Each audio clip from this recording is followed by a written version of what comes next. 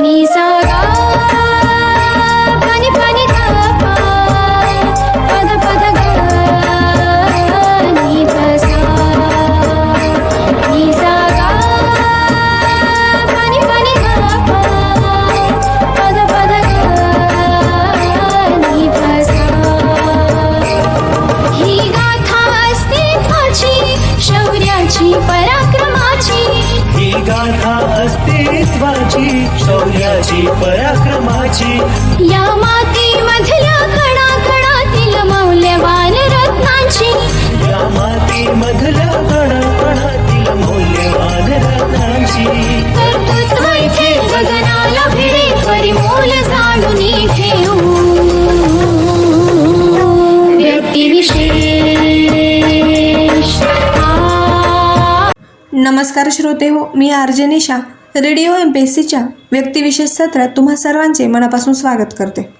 मित्रांनो, आजच्या व्यक्तिविशेष सत्रामध्ये आपण ओळख करून घेणार आहोत अशा एका महान शास्त्रज्ञाची ज्याने वैद्यकीय शास्त्राच्या इतिहासाला नवे वळण दिले. ज्या काळात शस्त्रक्रिया म्हणजे मृत्यूशी थेट सामना समजला जात होता, त्या काळात एका व्यक्तीने आपल्या संशोधनाच्या जोरावर लाखो जीव वाचवले. या महान व्यक्तीचे नाव आहे जोसेफ लिस्टर, ज्यांना संपूर्ण जग आधुनिक शस्त्रक्रियेचे जनक म्हणून ओळखते.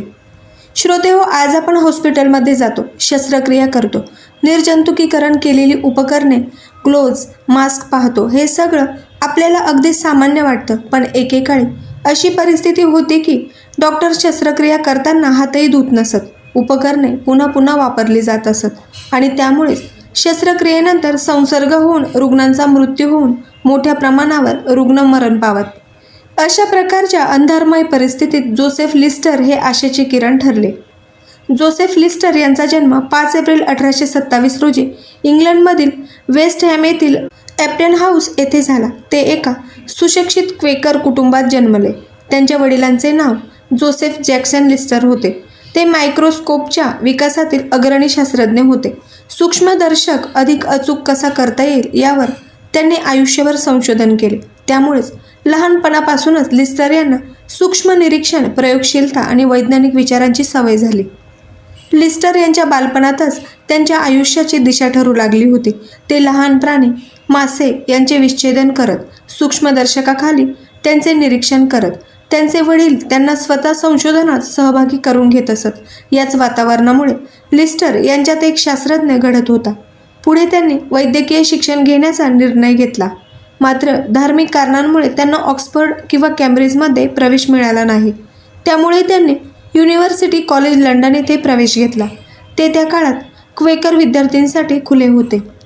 विद्यार्थी दशेतच लिस्टर हे अत्यंत हुशार आणि अभ्यासू होते आणि एक आदर्श विद्यार्थी म्हणून ते ओळखले जाऊ लागले. शरीरशास्त्र, शरीरक्रिया विज्ञान, वनस्पतीशास्त्र या विषयात त्यांनी विशेष प्रावीण्य मिळवले. त्यांनी केवळ पुस्तकापुरते शिक्षण घेतले नाही, तर प्रत्यक्ष निरीक्षण, प्रयोग आणि संशोधन यावर अधिक भर दिला. याच काळात त्यांना सूक्ष्मदर्शकाचा वैद्यकीय क्षेत्रात कसा उपयोग होऊ शकतो याची जाणीव झाली. श्रोते हो, आता आपण त्यांच्या आयुष्यातील सर्वात महत्त्वाच्या टप्प्याकडे येतोय. ग्लासगो रॉयल इन्फर्मरीमध्ये सर्जन म्हणून काम करत असताना लिस्टर यांनी एक भयानक वास्तव पाहिले. अनेक शस्त्रक्रिया यशस्वी होत असत, पण काही दिवसातच रुग्णांचा मृत्यू होत असे. कारण एकच, संसर्ग. त्या काळात याला वाईट हवा किंवा नैसर्गिक कूज असे समजले जात होते, पण लिस्टर यांचे वैज्ञानिक मन हे मान्य करायला तयार नव्हते.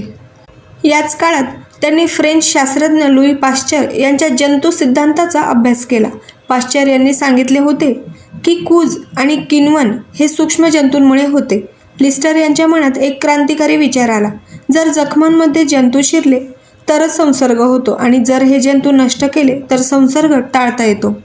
या सर्व विचारातूनच लिस्टर यांनी कार्बोलिक ॲसिडचा वापर सुरू केला. त्यांनी शस्त्रक्रियेची उपकरणे, रुग्णांची जखमे, टाके, सर्जनचे हात, अगदी ऑपरेशन थिएटरमधील वातावरणही निर्जंतुक करण्यास सुरुवात केली. याचे परिणाम मात्र आश्चर्यकारक होते. जिथे मृत्यूचे प्रमाण 50% जास्त होते, ते अचानक कमी होऊ लागले. ही वैद्यकीय इतिहासातील एक मोठी क्रांती घडली. सुरुवातीला मात्र अनेक डॉक्टरांनी लिस्टर यांची थट्टा केली, त्यांच्यावर टीका केली, पण विज्ञान कधीही आकडेवारीशी खोटच बोलत नाही. रुग्ण वाचू लागले, शस्त्रक्रिया सुरक्षित होऊ लागल्या आणि हळूहळू संपूर्ण युरोपमध्ये अँटीसेप्टिक शस्त्रक्रिया स्वीकारली गेली. पुढे हीच पद्धत आधुनिक निर्जंतुकीकरण पद्धतीचा पाया ठरली. जोसेफ लिस्टर यांचे योगदान फक्त निर्जंतुकीकरणापुरतेच मर्यादित नव्हते. त्यांनी जखम बरे होण्याची प्रक्रिया, जळजळ, उंतीचे पोषण, सूक्ष्म निदानशास्त्र या सर्व विषयांवर मूलभूत संशोधन केले.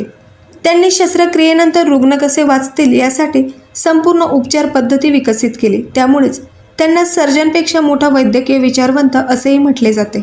त्यांच्या कार्याची दखल संपूर्ण जगाने घेतली. त्यांना royal medal, Albert medal, Copley medal असे सर्वोच्च सन्मान मिळाले. ते रॉयल सोसायटीचे अध्यक्ष झाले. अखेर 10 फेब्रुवारी 1912 रोजी वय वर्ष 84 या वर्षी त्यांचे निधन झाले. मात्र त्यांचा वारसा आजही प्रत्येक हॉस्पिटलमध्ये, प्रत्येक ऑपरेशन थिएटरमध्ये जिवंत आहे. श्रोते हो, आज आपण निर्जंतुकीकरण न करता शस्त्रक्रियेची कल्पनाही करू शकत नाही. हे जे काही आज आपल्याला नॉर्मल वाटतं त्यामागे जोसेफ लिस्टर यांचे अथक संशोधन, धैर्य आणि वैज्ञानिक दृष्टिकोन आहे. त्यामुळेच इतिहासाने त्यांना अजरामर केले आहे. विद्यार्थी मित्रांनो, आज आपण जोसेफ लिस्टर या शास्त्रज्ञाविषयीची सविस्तर माहिती नुकतीच जाणून घेतली आहे आणि मला खात्री आहे की ही माहिती तुम्हाला सर्वांना नक्कीच आवडली असेल.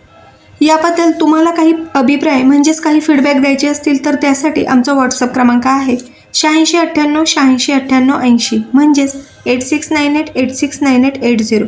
तसेच तुम्ही ऑडिओ किंवा मेसेज स्वरूपातही तुमचे फीडबॅक आम्हाला पाठवू शकता. मित्रांनो, यापुढेही हे सर्व कार्यक्रम असे सुरू राहतील. तत्पूर्वी मी आरजे निशा तुम्हा सर्वांची रजा घेते. पुन्हा भेटूया व्यक्तिविशेष या सत्रात आणि जाणून घेऊया अशाच एका थोर आणि ज्येष्ठ व्यक्तीची जीवनगाथा. धन्यवाद. कंपनी सुरू केली होती. ती आज जगातील सर्वात प्रभावशाली आणि महाबलाढ्य सॉफ्टवेअर कंपन्यांमध्ये गणली